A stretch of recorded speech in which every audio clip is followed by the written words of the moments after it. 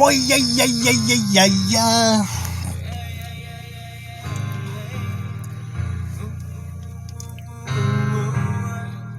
Shalom, Israel. I'm back.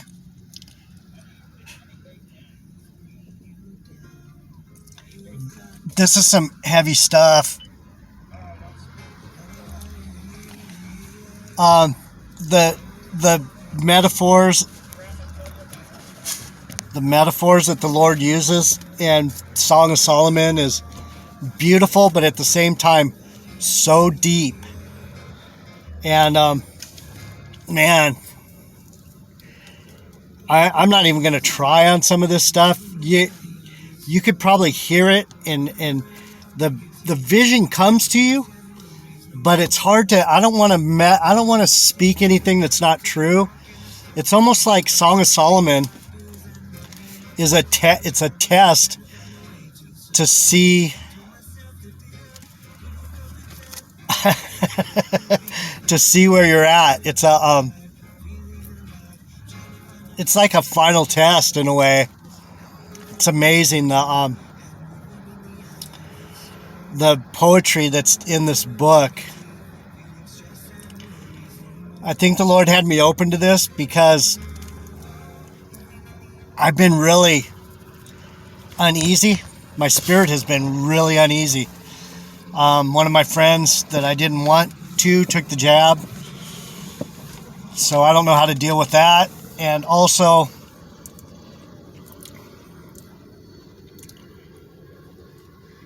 like I was saying in the first part, we're peeking around that corner. The men of the Lord, we're peeking around that corner. And what we see coming is enough to rattle a guy's cage. And it's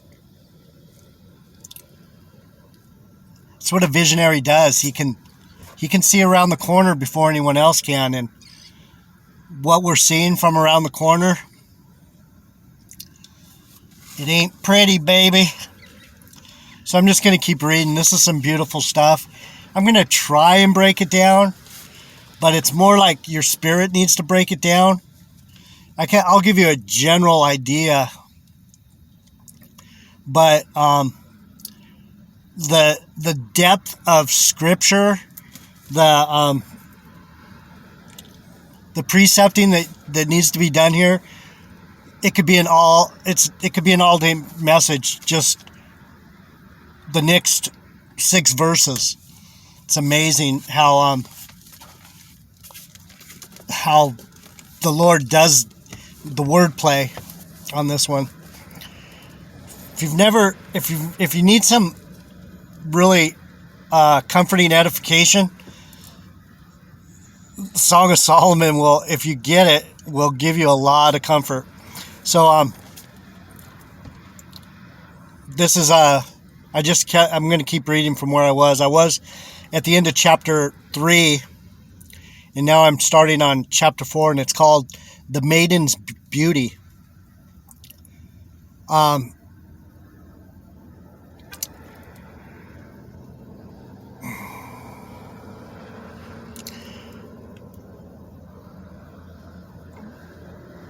From what my spirit tells me, the maiden's beauty, that's us.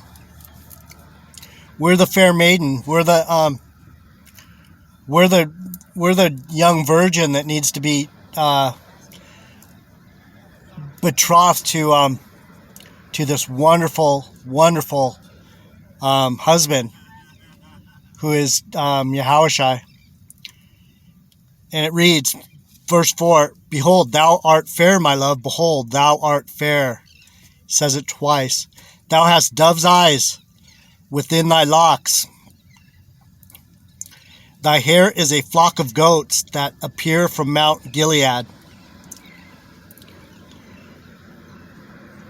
So, if you've ever seen a bunch of goats running together, that's like an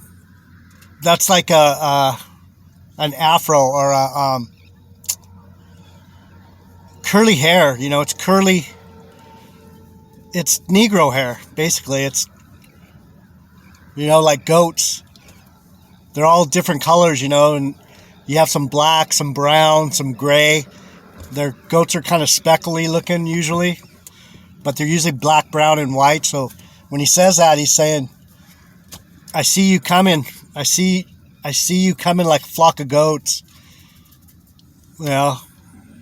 Amazing. Your locks, thou hast dove's eyes. Within thy locks, thy hair is as a flock of goats that appear from Mount Gilead. Mount Gilead was where we actually all got along for a while there.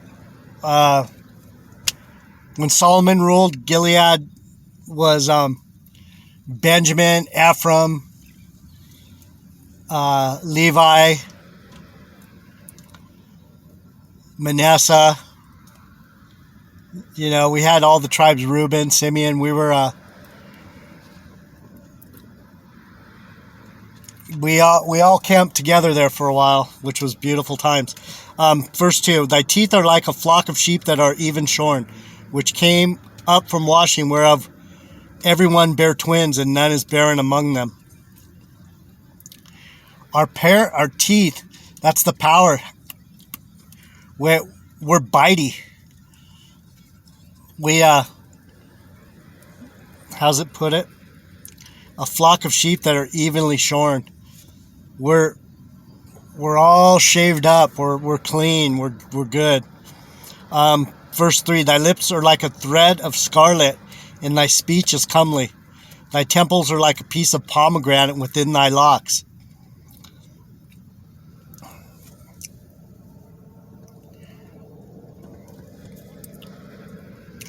Thy temples are like a piece of pomegranate within thy locks.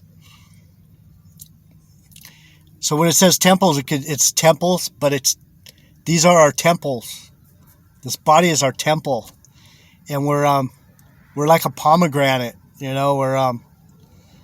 We've got that dark, rich blood. We got the blood of Yahushua.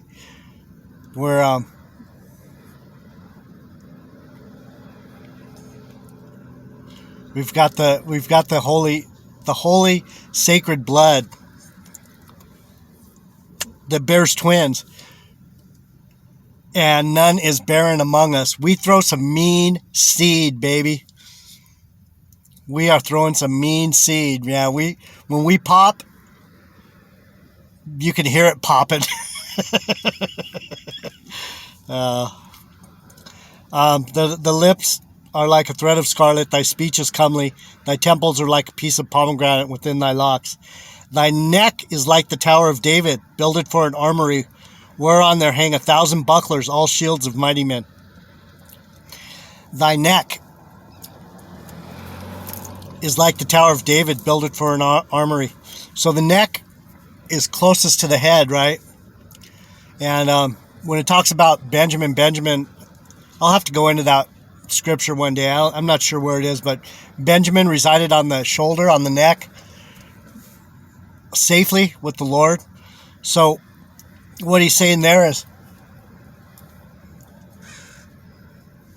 our necks tell of our closeness to the head. When he says your necks is like the Tower of David, we're strong-necked. We are strong and sturdy.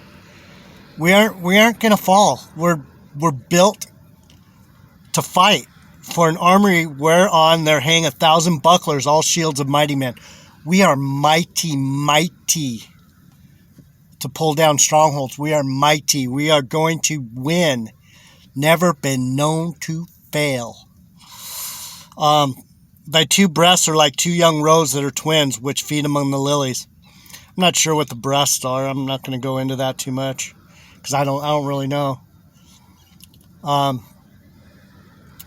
Maybe strong, like Arnie Schwarzenegger. Until the daybreak and the shadows flee away, I will get me to the mountain of myrrh and to the hill of frankincense. So we are going to die for this. We are ready to lay down this funky ass chain of darkness, these chains of darkness, these bodies, funky, funky, funky. You know, funky bodies, man. We're ready to give these bodies up for the beauty of this body that the Lord sees. The Lord sees us in our new bodies. He doesn't see us defiled. He sees us redeemed and powerful in our new bodies.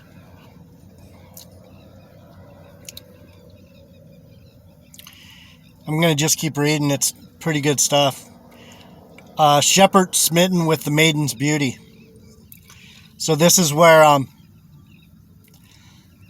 it's Solomon talking about the Shulamite, but it's actually Yahushai talking about us as Abishag. We're the fair maiden that is ready to be espoused to David, Solomon, Peter, Yahushai, whoever these mighty men are, these 60 mighty men, whoever, if they're men we know, men we don't know, we don't care. We want them so bad. But this is Solomon turning it back around and saying how much he loves us.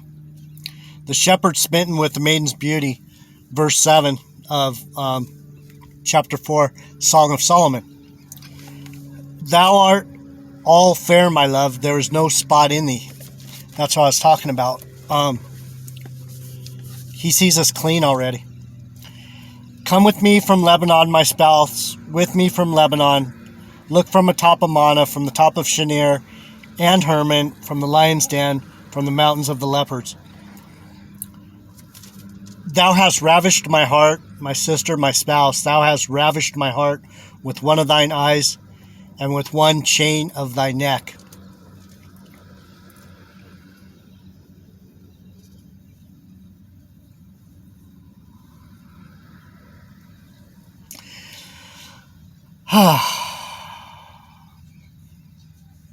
My sister, it says, my sister means endearment and affection.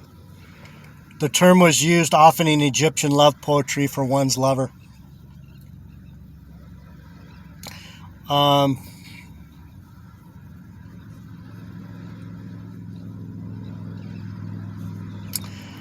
From 1 to 7, when I was reading above there about the locks and all that, Solomon beautifully described 7 parts of the maiden's body, 7 being the number of perfection.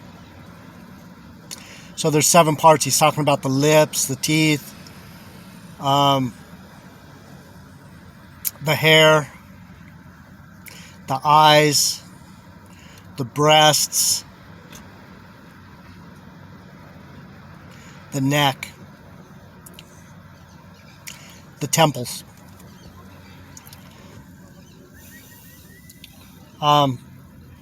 The number of perfection. Thus, from head to toe, Solomon found his beloved incomparably beautiful.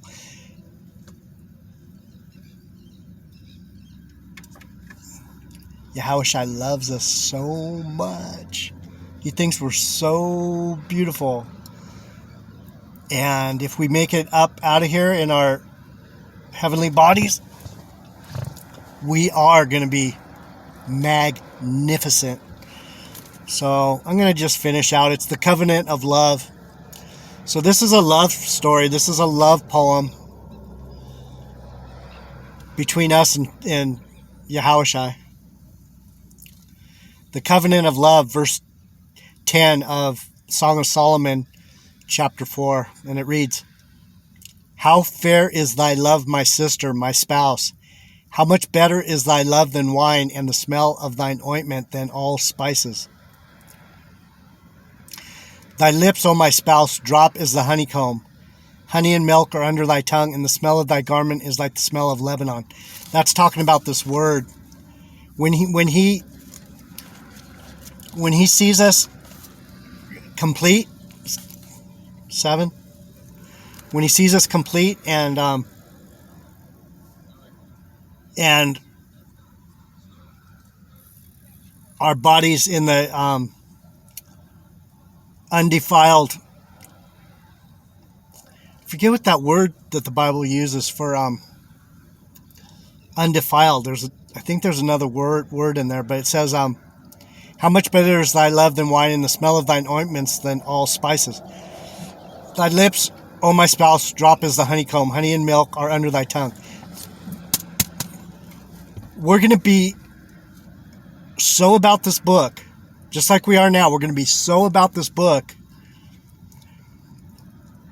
that he's going to love us, because the words are going to be flowing out of us in just the scent of our essence, the essence of our spirit is going to be like the smell of Lebanon, like the smell of those evergreen trees. You know how sweet I hate to say it, a Christmas tree smells, or whatever. When you're up in the mountains, the trees of Lebanon, those evergreens, they get that really sweet menthol, eucalyptus type smell where you're like, oh, I can breathe. It's like the breath of the Spirit is basically what it's saying right there. You're going to have the breath of my Spirit. The smell of thy garments is like the smell of Lebanon. That's the wisdom. That's the wisdom of this word. The garment is the power, wisdom, and knowledge to push out these biblical truths in these dangerous and perilous times. Verse 12, and it reads, a garden enclosed is my sister, my spouse, a spring shut up, a fountain sealed. Thy plants are an orchard of pomegranates with pleasant fruits, camphire with spikenard and saffron, calamus and cinnamon, with all trees of frankincense, myrrh, and aloes, with all the chief spices. So,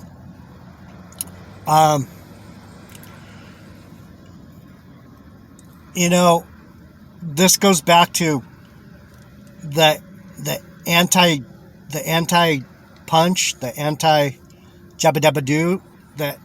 The contrast to that is the herbs of the planet that bring life, the pomegranate, the camphire, the spikenard, the saffron, the calamus, the cinnamon, and all the trees. That's talking about the trees of life.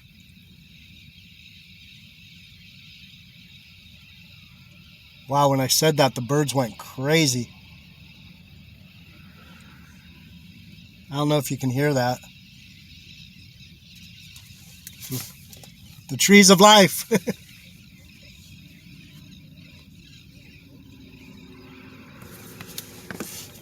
Awesome. A fountain of gardens, a well of living waters. That's what's coming out of us. That's what will be flowing out of us. We're going to be multi-dimensional gods. We're going to be Superman. We're going to be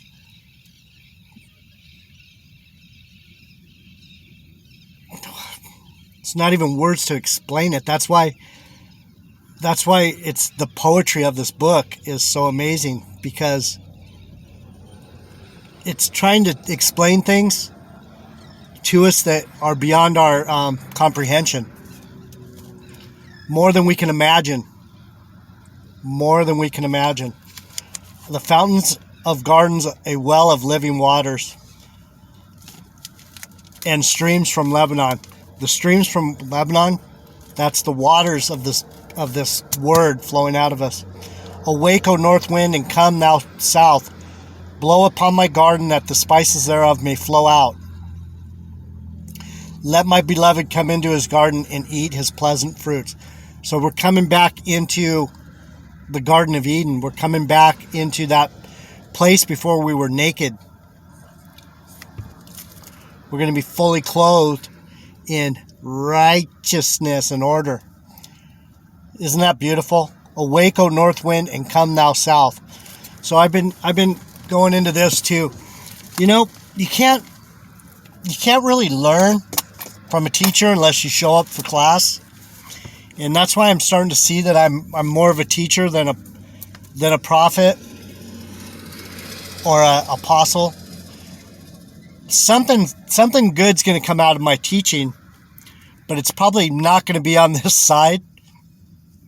This is for future times. And what I'm doing here probably isn't for any of you five. If you happen to be on there, you probably can't even understand what I'm saying. Because even as much as I know, I don't even understand what I'm saying. All I'm doing is spitting out the words and going to the places where the Lord tells me to go. So when it says, awake, O north wind, and come thou south, blow upon my garden that the spices thereof may flow out. So I was talking about the east and west and north and south because I go into, I'm one of the few men of the Lord that I'm not afraid to talk about this not being a globe. This is no spinning wet ball rocket flying through space. It is not. It is not. I will say that with all conviction, all truth, and all belief. It's not that. And here it talks about it again. See, all we have is north and south, or east and west. East and west. That's all it is. It's that way or that way. It's left or right.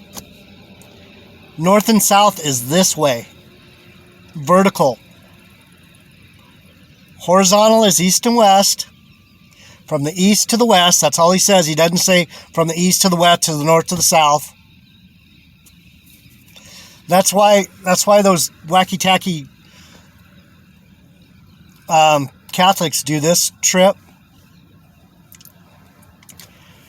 They're saying, as above, so below. As above, so below. That's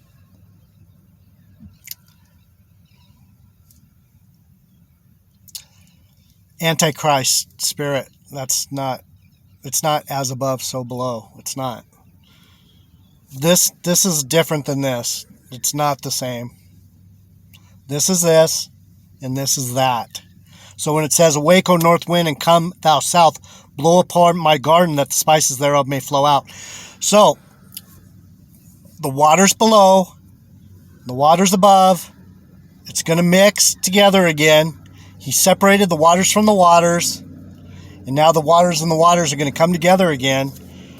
Blow upon my garden, water my garden, blow the Spirit on there, vertical, so that the horizontal can grow back to what it was before. This is a junkyard. There's no spirit here. This is a dead, dry, desolate, despicable, disgusting, degraded, debased land we live on. Let my beloved come into his garden and eat his pleasant fruits. And that's the fruit of this wisdom and knowledge. Let me see if it says anything down here that's interesting. 12 through 15, what I just read. Solomon describes the maiden's virginity with the imagery of a locked garden where there are all kinds of choice fruits and pleasures. Locked garden, Garden of Eden. It's locked. He put angels at four corners, and what's happening is these angels are getting let loose now, and he's going to bring destruction to this fucking junkyard, and that's when it says it's a locked garden. He's unlocking the garden for us now. He's going to destroy all these Idumeans and other nations that need to be destroyed.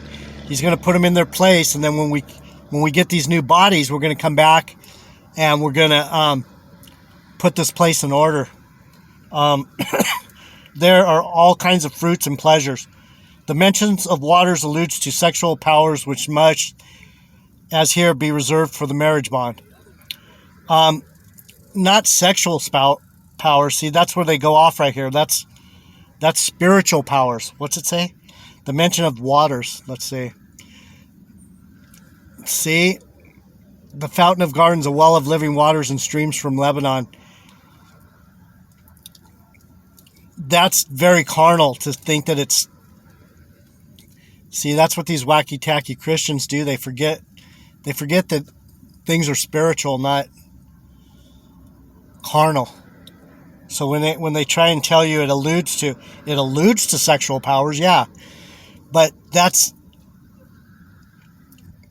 I can see what they're trying to say. We're going to be able to create at a level that we can't even imagine.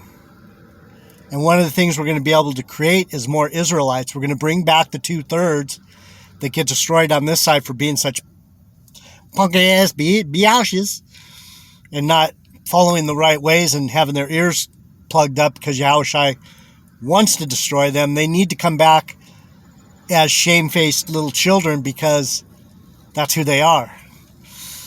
But that's all I got for today. If you can even understand a little bit about the book of the Song of Solomon, Salaki brothers. Oh. Salaki, that had to be done. Oy, oy, oy. All right, if you get into the Song of Solomon and just even just read it, you don't even really need to understand it. The understanding is meant to, in a spiritual man, it's meant to download itself. That's one of the books.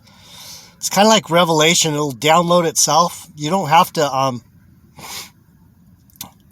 you don't really need a teacher so much as you need to have that spirit in you. It'll download itself. All you have to do is read it and know that Solomon is Yahushua. That's all you have to know. If you know that the Song of Solomon is the song of Yahushua and you read through that book, the download is so complete that your spirit will jump. Your spirit will jump for joy like the flocks upon the mounts of Gilead. And